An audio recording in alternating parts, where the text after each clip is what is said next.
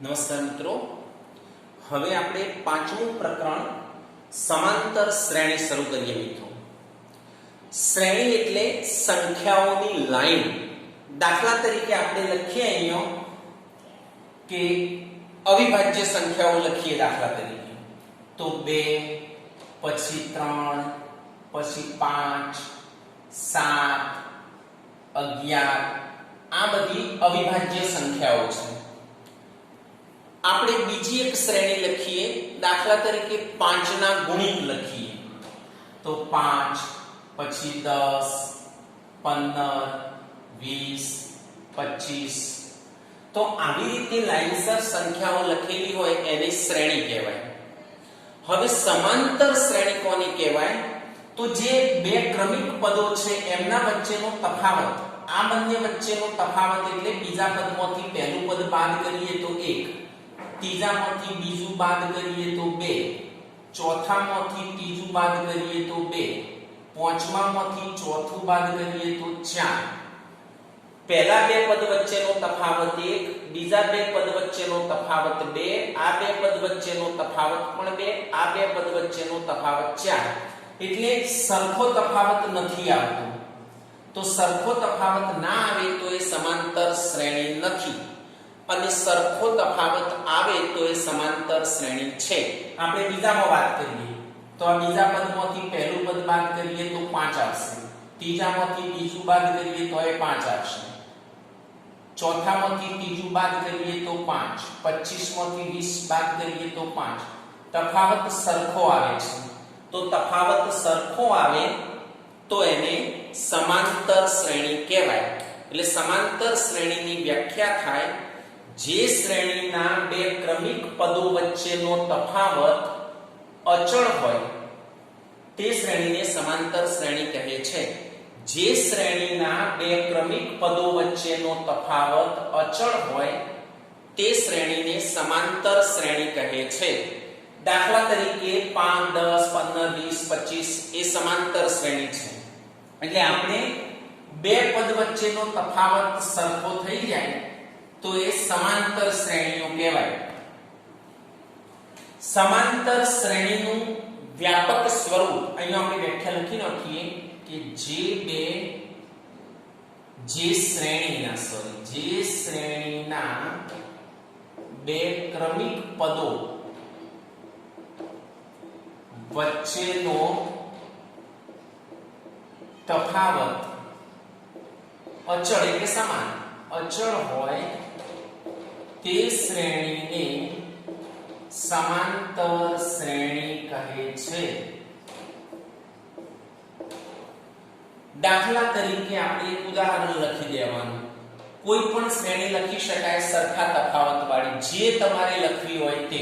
દાખલા તરીકે હું લખું 3, 9, 15, 21. તો સમાંતર છે કે નહીં એ જોવા માટે આપણે શું કરવાનું? 9 માંથી 3 બાદ કરીએ તો 6, 15 માંથી 9 બાદ કરીએ તો 6, 21 માંથી 15 બાદ કરીએ તો 6. સરખો તફાવત છે, સમાંતર શ્રેણી છે. તો સમાંતર શ્રેણીનું વ્યાપક અથવા પ્રમાણિત સ્વરૂપ કયું?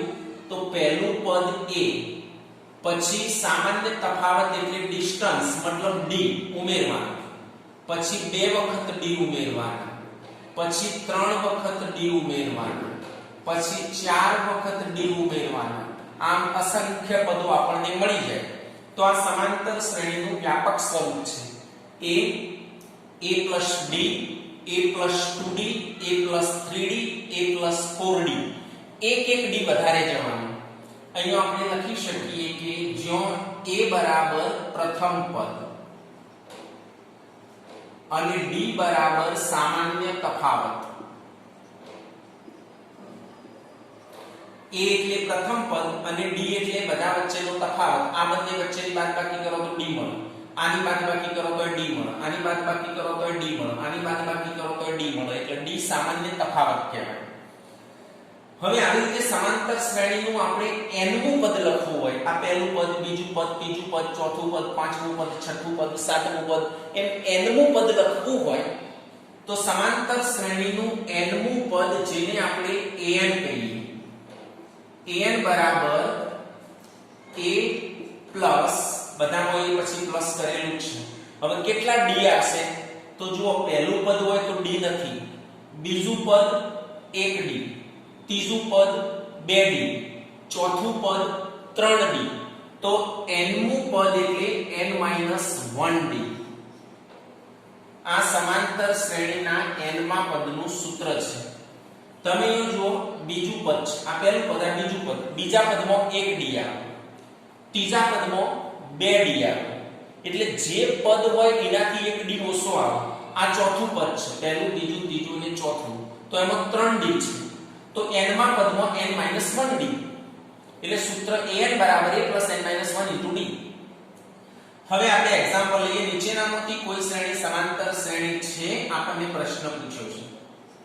જો તે સમાંતર શ્રેણી હોય તો સામાન્ય તફાવત d અને પછીના 3 પદ લખો. પહેલા તો સમાંતર છે પ્રશ્ન પૂછ્યો છે, આ રકમ આપી છે આપણને. તો સમાંતર છે કે નહીં આપણને ખબર નથી, એટલે આપણે એને શ્રેણી કહીએ, સમાંતર શ્રેણી નહીં કહીએ. કારણ કે આપણને નક્કી કરી આપ્યું નથી કે આ સમાંતર છે કે નહીં, આપણે નક્કી કરવાનું છે. તો 2 5/2 3 7/2. હવે સમાંતર છે કે નહીં કેવી રીતના ખબર પડે? બીજા પદમાંથી પહેલું પદ કાઢો, ત્રીજામાંથી બીજું કાઢો, ચોથામાંથી ત્રીજું કાઢો. સરખો જવાબ આવી જાય, મતલબ તફાવત સરખો આવે તો સમાંતર શ્રેણી કહેવાય. તો બસ આપણે એ જ કામ કરવાનું છે. તો આપણે શરૂ કરીએ. હવે બીજા પદમાંથી પહેલું પદ બાદ કરીએ. બીજું પદ એટલે a2 અને પહેલું પદ એટલે a1. બીજા પદમાંથી પહેલું પદ બાદ કરીએ તો 5/2 - 2. લસા લેવો પડશે. એક અપૂર્ણાંક છે અને એક પૂર્ણાંક છે એટલે લસા 2 થાય. આના જોડે 2 મૂકીએ તો 2 ઉડી જાય એટલે 5.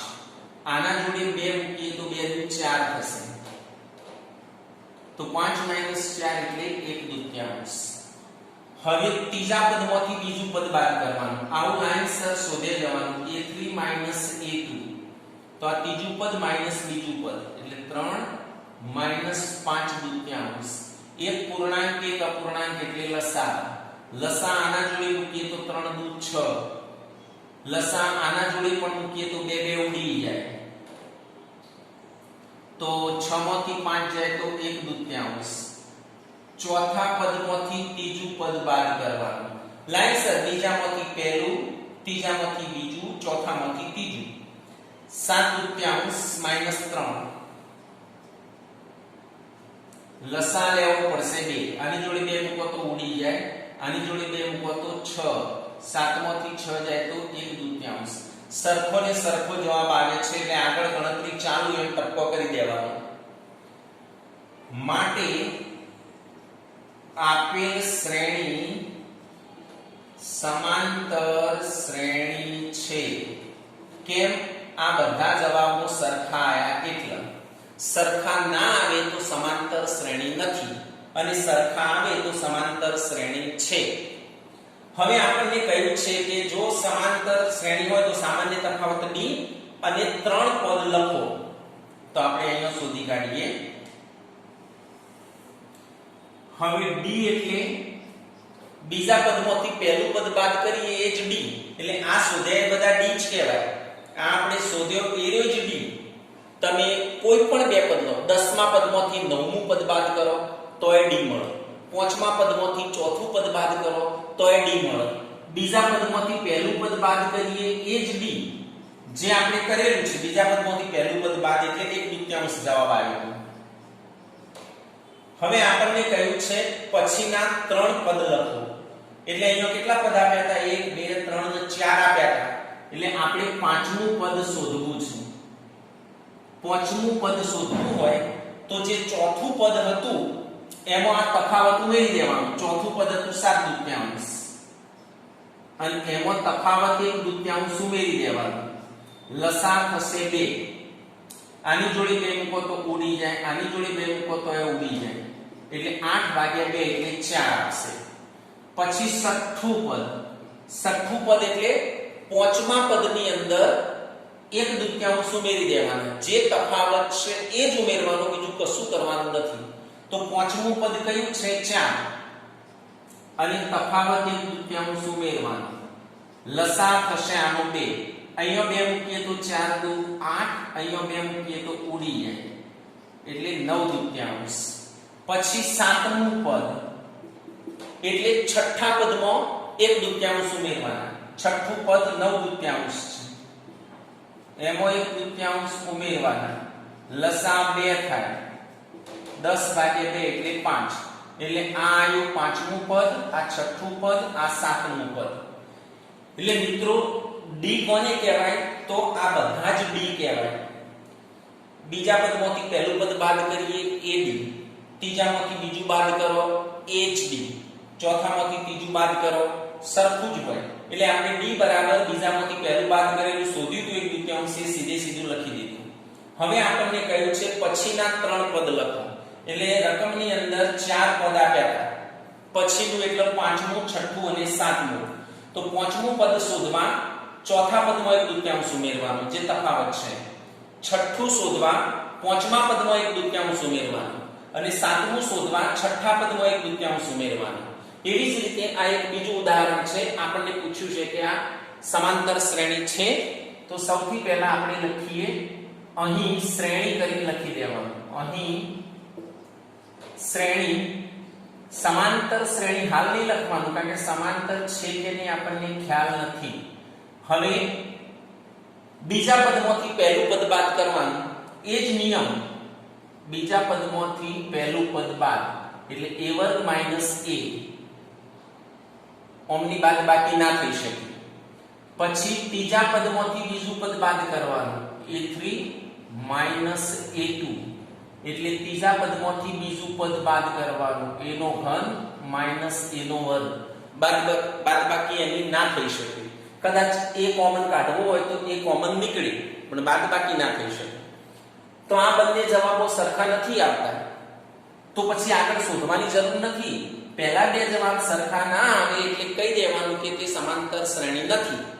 પહેલા બે જવાબ જ સરખા નથી આવતા એટલે એ સમાંતર શ્રેણી નથી. પછી આગળ ગણતરી નહીં કરવાની. અહીંયા જુઓ, પહેલામાં શોધ્યું 1/2 આવ્યું, બીજું શોધ્યું 1/2 આવ્યું, સરખું આવ્યું એટલે ત્રીજું શોધ્યું અને પછી બધો સરખો આવ્યો એટલે આપણે સમાંતર શ્રેણી છે એમ કહ્યું. આમાં પહેલું આવ્યું a1 - a, બીજું આવ્યું a1 - a1, બે સરખું નથી આવતું તો ત્રીજું શોધવાનું એ નહીં, લખી દેવાનું. માટે આપેલ શ્રેણી સમાંતર શ્રેણી નથી. અને નથી તો પછી આગળનો પદો શોધવાનો કોઈ પ્રશ્ન નથી. નથી તો પછી આગળનો પદો આપણે શોધવાના નથી. આ એક ત્રીજું ઉદાહરણ છે. આપણે અહીં કરી પહેલા શ્રેણી લખીએ √2, પછી √8 એટલે આપણે એનું જેટલું વર્ગમૂળ નીકળે એટલું કાઢવું પડે. 2 / 4, 2 / 2, 2 / 1. આ બે બગડામાંથી એક બગડો લખાય અને આ વધ્યું મૂળિયાની અંદર લખાય એટલે √8 ને 2√2 કહેવાય. આવી રીતે રફમાં 8 ના અવયવ પાડવાના. જોડકી બનતી હોય, બગડાની જોડકી બને છે તો 12 લખાય, આ બગડાની નહીં બનતી તો એ મૂળિયામાં લખાય. એવી જ રીતે 18 નું આપણે કરી દઈએ. 2 9 3 3 3 1 એટલે બે તગડામાંથી એક તગડો અને આ વધ્યો બગડો એ મૂળિયામાં લખાય. 32 ના પાડીએ તો 2 16 2 8 2 4 2 2 2 આ બે બગડા આ બે બગડા એટલે 4, આ બે બગડા આ બે બગડા એટલે 4 ના વધ્યું મૂળિયામાં. એટલે આપણી સમાંતર શ્રેણી આપણી શ્રેણી આ પ્રકારે થઈ. હવે સમાંતર છે કે નહીં એના માટે પાછલા પદમાંથી આગલું પદ બાદ કરવાનું ચાલુ. બીજા પદમાંથી પહેલું પદ બાદ કરીએ તો આ 2√2 માંથી √2 બાદ કરીએ. 2√2 માંથી 1√2 જાય એટલે 1√2 વધે. ત્રીજામાંથી બીજું પદ બાદ કરીએ તો 3√2 - 2√2. 3√2 માંથી 2√2 જાય તો √2 વધશે, સરખું આવે છે એટલે આગળ ગણવાનું. ચોથામાંથી ત્રીજું બાદ કરીએ તો 4√2 - 3√2. 4√2 માંથી 3√2 જાય તો 1√2. બધા જવાબો સરખા આવી ગયા. તો માટે આપેલ શ્રેણી સમાંતર શ્રેણી છે. અને સમાંતર શ્રેણી હોય તો આપણને ડી અને 3 પદ શોધવાના કયા છે. તો અહીંયા હવે ડી એટલે બીજા પદમાંથી પહેલું પદ બાદ કરીએ તે કેટલું આવ્યું છે √2. ચાર પદો આપ્યા હતા, પછીના પદો શોધવાના છે એટલે પાંચમું પદ. પાંચમું પદ એટલે ચોથા પદમાં આ જે તફાવત હોય ઉમેરવાનો. જે તફાવત હોય એ ચોથા પદમાં ઉમેરવાનો. ચોથું પદ √32. અહીંયા લખી 4 √2. આપણે આ જે સાદું રૂપ આપ્યું છે એ લખવાનું. આ ચોથું પદ પ્લસ જે તફાવત હોય એટલે 4 √2 અને √2 એટલે 5 √2. પછી છઠ્ઠું પદ શોધવા પાંચમા પદમાં તફાવત ઉમેરવાનો. પાંચમું પદ આ શોધ્યું તે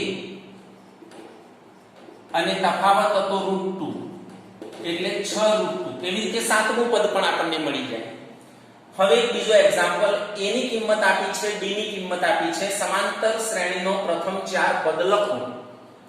અહીંયા a અને d આપેલું છે તો આપણે લખવાનું અહીં a બરાબર -1.25 અને d બરાબર -0.25. સમાંતર શ્રેણીનો પ્રથમ ચાર પદ લખવાના છે. તો આપણે લખવાનું કે હવે સમાંતર શ્રેણીના પ્રથમ ચાર પદો, તો પહેલું પદ a, બીજું a+d, a+2d, a+3d. આ સમાંતર શ્રેણીના પ્રથમ ચાર પદો a, a+d, a+2d, a+3d. તો આપણે લખવાનું સમાંતર શ્રેણીના પ્રથમ ચાર પદો બરાબર a, અહીંયા જે છે આ ચાર પદો જ લખવાનું. a+d, a+2d, a+3d. હવે a ની અને d ની કિંમત મૂકી દેવાની. a ની કિંમત છે -1.25. a ની કિંમત -1.25 પ્લસ d ની કિંમત -0.25. પછી a ની કિંમત -1.25 પ્લસ 2 -0.25. એવી જ રીતે આ છેલ્લું પદ a ની -1.25 પ્લસ d ની -0.25.